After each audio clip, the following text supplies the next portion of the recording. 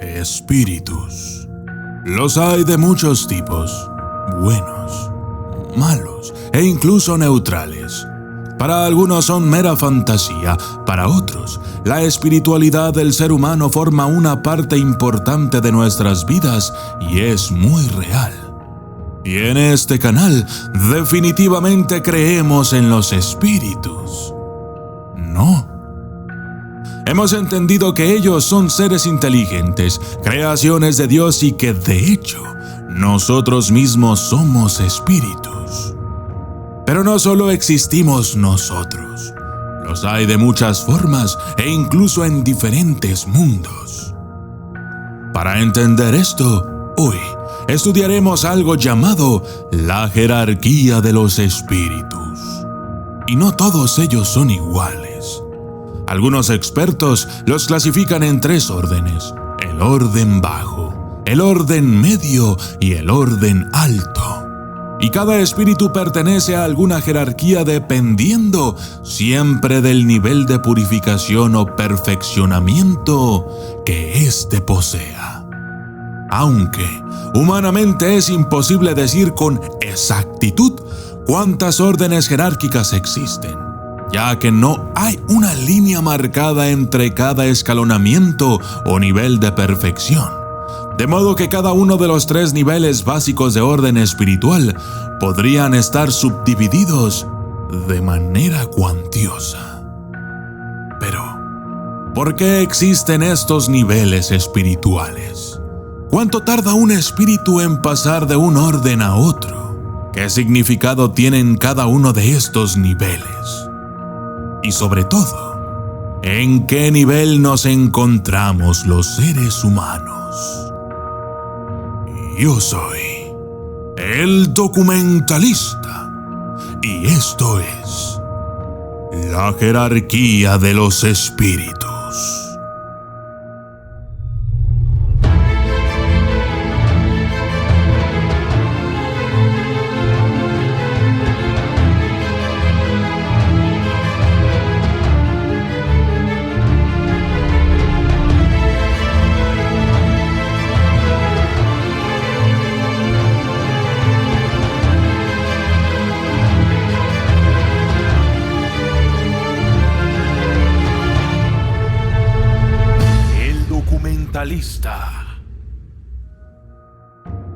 El primer orden son todos aquellos espíritus que han llegado a la perfección, los puros. De esta forma podríamos decir que seres como los ángeles, arcángeles, querubines, serafines y similares son espíritus de primer orden, puesto que llevan un nivel de purificación o perfeccionamiento muy alto. Otro ejemplo de seres de primer orden o de alto nivel serían aquellas personas que, en vida, han demostrado poseer un espíritu casi perfecto, llevando a cabo obras de misericordia, compasión, bondad e incluso soportando vidas miserables llenas de maltratos simplemente para lograr algo bueno para alguien más. El segundo orden serían todos los que están a mitad de la escala, los cuales se ocupan en la consecución del bien, pudiéndolo hacer o ejecutar, pero siempre según su grado de perfección, pues algunos poseen la ciencia y otros la prudencia o la bondad, pero todos están a mitad de camino y han de sufrir más pruebas aún. Hay seres humanos que podrían estar en esta etapa del camino espiritual. Sin embargo, algunos de nosotros poseemos mayor maldad y en cambio otros mayor bondad. Esto es lo que nos subdivide dentro del segundo orden. De esta manera, aquellos que practiquen la bondad, la misericordia, la compasión, etc., estarán más cerca de llevar su espíritu a un nivel más alto. Y a aquellos que posean maldad en sus corazones, se dice que son espíritus ignorantes, que acaban de pasar del tercer orden al segundo, y que aún poseen bastantes imperfecciones. Y así, dependiendo nuevamente del nivel de perfeccionamiento espiritual que tengamos, será nuestra posición en la escala espiritual. El tercer orden es donde están los espíritus imperfectos, que están aún al principio de su existencia, siendo sus principales características la ignorancia, el deseo del mal y todas las malas pasiones que retardan su progreso. Sin embargo, no todos son malos. Algunos simplemente no hacen ni el bien ni el mal. Pero también hay los que sí disfrutan haciendo el mal y siempre buscan la ocasión de hacerlo. Se cree que hay espíritus livianos que son más enredadores que perversos y que se complacen más en las palabras que en la maldad, y cuyo placer son los engaños y las pequeñas contrariedades que les causan desgracia a otros espíritus.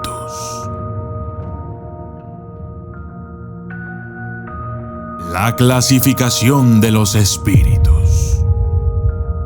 Para clasificar a los espíritus se toman en cuenta las cualidades que han adquirido y las imperfecciones de las que aún deben despojarse. Esta clasificación, además, no es absoluta, pues los límites parecen no estar muy bien marcados.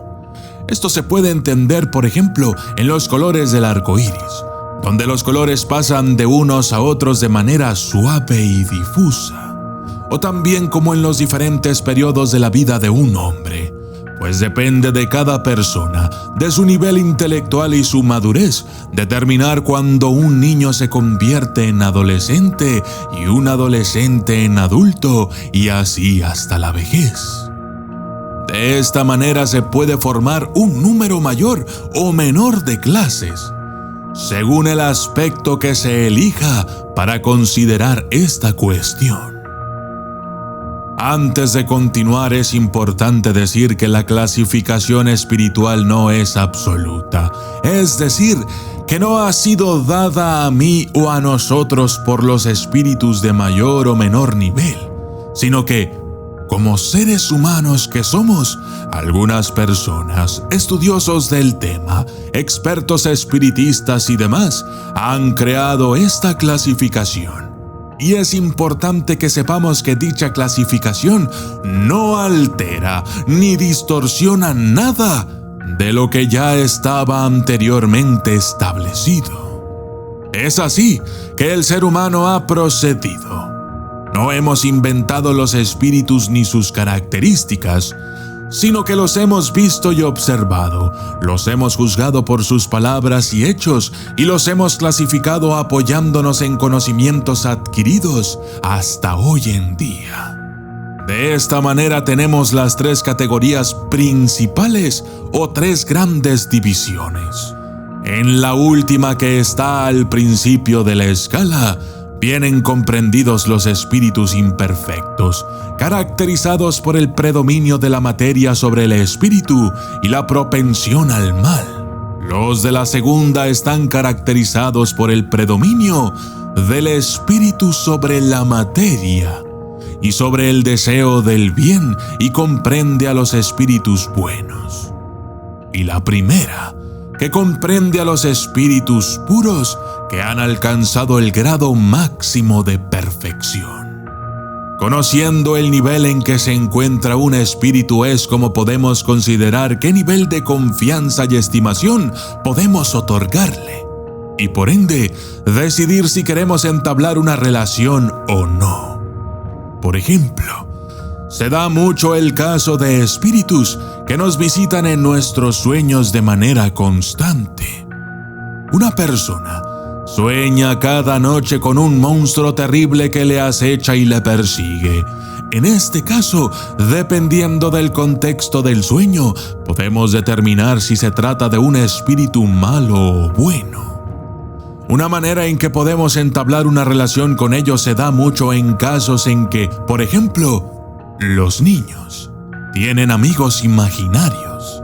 Ellos, al ser de corazón puro, pueden de alguna manera visualizar, sentir o percibir espíritus afines, entablando muchas veces relaciones con ellos. Sin embargo, el mal siempre está al acecho y en ocasiones espíritus malignos se hacen pasar por espíritus benignos, dañando o deteriorando las relaciones de la víctima y su familia. Otro aspecto que no debemos perder de vista es que entre los espíritus, lo mismo que entre los hombres, los hay muy ignorantes, y que nunca se estará bastante prevenido contra la tendencia de creer que todos han de ser sabios, simplemente porque son espíritus. Toda clasificación requiere método, análisis y conocimiento profundo del asunto. Y en el mundo de los espíritus, los que tienen conocimientos limitados no son confiables, así como no lo son las personas ignorantes en nuestro mundo. Para ellos, todos los espíritus que les son superiores pertenecen al primer orden, sin que puedan apreciar los matices de saber, la capacidad y moralidad que los distinguen. Como entre nosotros se distingue el analfabeta del ilustrado. Por eso, debemos informarnos de la manera más correcta posible, siempre cuestionarlo todo, incluso este video. Porque como humanos nunca podemos estar completamente seguros acerca de este tipo de temas que hacen referencia a cosas que no pertenecen a nuestro mundo, que son ajenas a nuestra naturaleza y que muchas veces escapan a nuestra comprensión. En nuestro siguiente video estudiaremos aún más a fondo la jerarquía espiritual, conceptualizando no 3, sino 10 clasificaciones espirituales diferentes. Aprenderemos de qué trata cada una de ellas y finalmente podremos reconocer, cuando se presente el momento, a qué tipo de espíritu nos estamos enfrentando. Yo soy el documentalista y esto fue la jerarquía de los espíritus. Mi libro, El Vademecum del Terror, ya está a la venta en Amazon.com.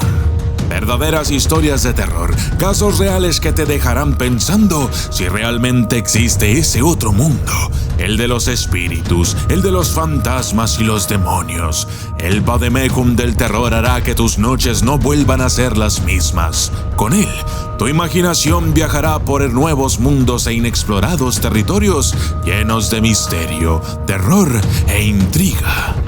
El Vademecum del Terror son experiencias y casos que llegaron a mí por parte de aquellos a quienes el terror los sorprendió cuando menos lo esperaban. Yo soy el documentalista y esto es el Vademecum del Terror.